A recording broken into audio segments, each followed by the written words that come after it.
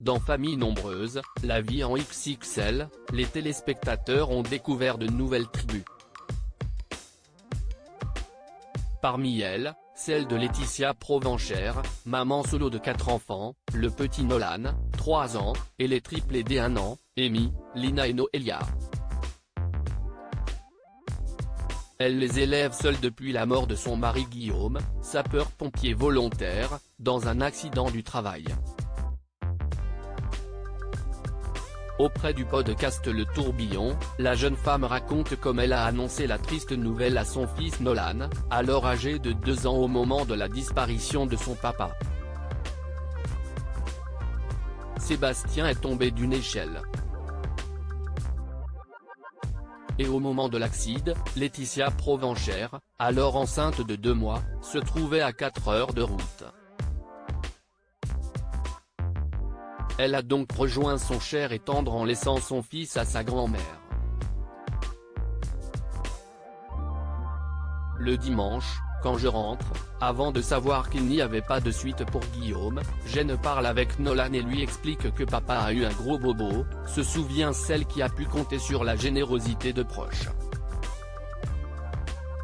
À ce moment, la terrible nouvelle n'est pas encore tombée.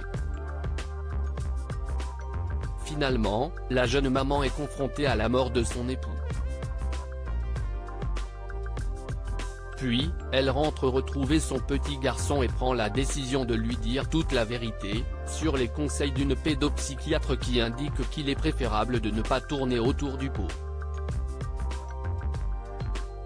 Le 10, quand Guillaume décède, je rentre à la maison en fin de journée et là je ne parle pas à Nolan, confie-t-elle.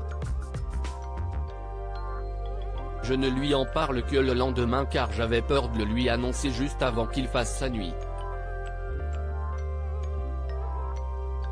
Je lui en ai parlé le lendemain du coup. Je lui ai dit que papa était mort, qu'il était au ciel. Dans le temps, Laetitia Provenchère est amenée à faire quelques précisions quant aux circonstances de départ de Guillaume. Ce n'est pas que papa est parti et qu'il n'est pas revenu. Il n'est pas parti avec une autre femme. Tout de suite, ça a été un rituel. Je lui ai dit que papa a eu un très gros bobo à la tête et qu'il est mort, lance-t-elle.